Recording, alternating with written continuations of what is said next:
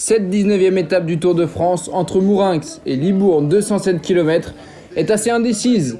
Il y a bien deux scénarios, un sprint massif et la potentielle 35e victoire de Mark Cavendish, ici en vert, qui salue Eddy Merckx. Les deux ont jusqu'ici 34 succès à leur palmarès sur la grande boucle.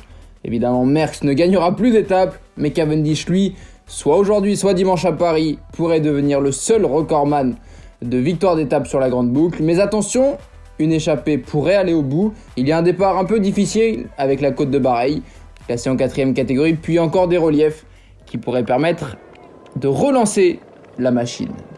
En début d'étape, pas mal d'attaques. On a vu Lucas Postelberger, Elie Gesbert. Et regardez une chute ici. Matej Mohoric et Tadej Pogačar ne sont pas passés loin d'aller au tapis. Pogačar qui vient d'ailleurs sermonner Skuins et Kwiatkowski qui ont continué d'attaquer alors que ça venait de tomber. Et finalement, l'échappée est partie. On retrouve le champion de Slovénie Matej Mohoric, Jonas Ruch d'IF Nippo que l'on avait très peu vu depuis le début du Tour de France, Georges Zimmermann, Franck Bonamour, le français, Simon Clark et Julien Bernard. Derrière, le peloton relance l'allure pour le sprint intermédiaire. Michael Matthews prend le maximum de points devant Colbrelli. Il reprend quelques unités à Mark Cavendish, mais rien de menaçant pour le sprinter de l'île de Man. L'écart monte autour des 4 minutes. C'est la formation Alpecin Phoenix de Jasper Philipsen qui mène le peloton. Mais regardez, changement complet de physionomie à 130 km de l'arrivée. Un très gros groupe de contre se forme avec des machines à rouler. On retrouve notamment Nils Politt, Jasper Stuyven et Edward Theuns pour Trek Segafredo, Christophe Laporte, Anthony Turgis et d'autres coureurs. Ils sont 20 au final à l'avant après le regroupement avec l'échappée matinale. Derrière, Israel Startup Nation a roulé un temps.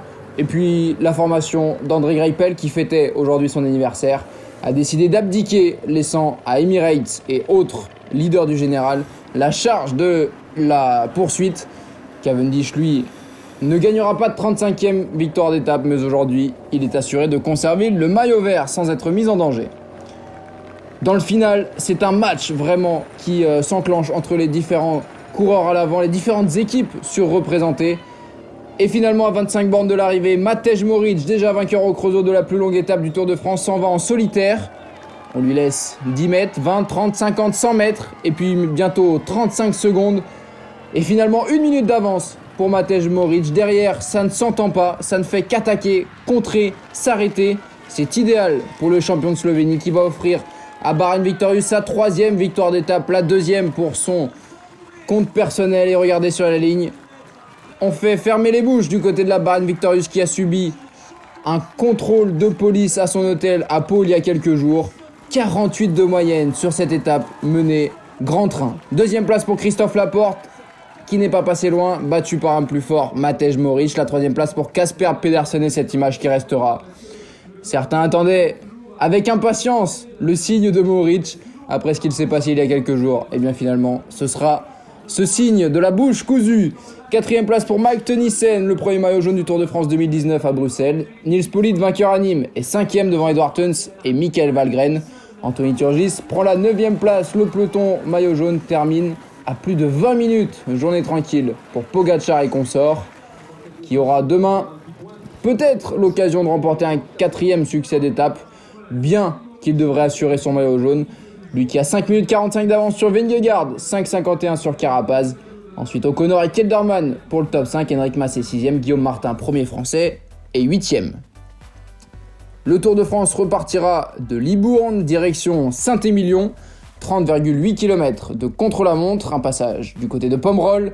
Et puis le retour qui s'annonce difficile jusqu'à Saint-Émilion. Regardez, ce n'est pas tout plat, il y a du relief. On attend forcément un homme, autre que Tadej Pogačar, le maillot jaune. Il est suisse, il est champion d'Europe et il court pour une équipe française. La Groupama FDJ, c'est Stefan Kung, le Suisse. Sera-t-il à l'heure? Sera-t-il en mesure de battre Pogačar qui l'avait devancé à Laval? C'est tout l'intérêt de ce chrono, l'ultime rendez-vous avant Paris.